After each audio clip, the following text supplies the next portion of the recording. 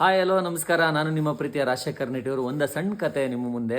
ಒಂದೂರಲ್ಲಿ ಒಬ್ಬ ಗೌಡ ಇರ್ತಾನೆ. ಅವನಿಗೆ ಇಬ್ಬರು ಮಕ್ಕಳು ಇರ್ತಾರೆ. ಇಬ್ಬರು ಮಕ್ಕಳು ವಯಸ್ಸಿಗೆ ಬಂದಾಗ ದೊಡ್ಡ ಮಗನ ಮದುವೆ ಮಾಡಬೇಕು ಅಂತೇಳಿ ಡಿಸೈಡ್ ಮಾಡ್ತಾನೆ.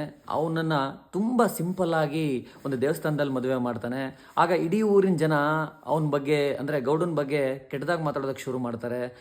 200-300 ಎಕರೆ ಇರೋ ಗೌಡ ತನ್ನ ಮಗನ ಮದುವೆಯನ್ನು ವಿಜೃಂಭಣೆಯಿಂದ ಮಾಡಲಿಲ್ಲ ಅಂತಂದೇಳಿ ಇದನ್ನು ಕೇಳಿಸ್ಕೊಂಡಂಥ ಗೌಡನಿಗೆ ತುಂಬ ಬೇಜಾರಾಗುತ್ತೆ.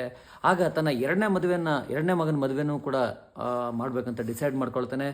ಅವನ ಮದುವೆಯನ್ನು ಅತ್ಯಂತ ವಿಜೃಂಭಣೆಯಿಂದ ಇಡೀ ಊರಿಗೆ ಲೈಟನ್ನು ಹಾಕ್ಸಿ, ಹೂವಿನ ಹಾರವನ್ನು ಹಾಕ್ಸಿ, ತುಪ್ಪದಲ್ಲಿ ಅಡುಗೆ ಮಾಡಿಸಿ ಅವನು ಮದುವೆ ಮಾಡ್ಬೇಕಂತ ಡಿಸೈಡ್ ಮಾಡ್ತಾನೆ. ಹಾಗೆ ಆ ಕ್ಷಣನೂ ಕೂಡ ಬರುತ್ತೆ. ಆ ಮದುವೆನೂ ಕೂಡ ಜೋರಾಗಿ ಮಾಡ್ತಾನೆ. ತುಪ್ಪದಲ್ಲಿ ಅಡುಗೆಯನ್ನು ಮಾಡಿದಂಥ ಗೌಡನಿಗೆ ಇಡೀ ಊರಿಗೆ ಊಟವನ್ನು ಹಾಕ್ಸ್ತಾನೆ. ಸೊ ಅದಾದ ನಂತರ ಊಟ ಮಾಡಿದ ಜನ, ಹಬ್ಬ ಎಷ್ಟು ಚೆನ್ನಾಗಿ ಅಡುಗೆ ಮಾಡಿಸಿದ್ದ ಗೌಡ, ತುಪ್ಪದಲ್ಲೇ ಅಡುಗೆ ಮಾಡಿಸಿದ್ದ ಅಂತ ಹೇಳ್ತಾರೆ.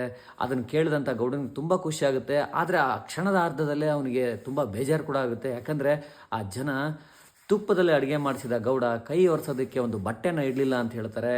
ಸೊ ಅಂದರೆ ಇಲ್ಲಿ ಯಾರನ್ನೂ ಕೂಡ ಮೆಚ್ಚಿಸೋದಕ್ಕೆ ಆಗಲ್ಲ ಅಂಥೇಳಿ ಇದನ್ನ ಕನ್ನಡದಲ್ಲಿ ಒಂದು ಸಿಂಪಲ್ ಆಗಿ ಪದದಲ್ಲಿ ಹೇಳೋದಾದರೆ ಇಕ್ಕಳ ಅಂತ ಹೇಳಿ. ಓಕೆ, ನಮಸ್ಕಾರ.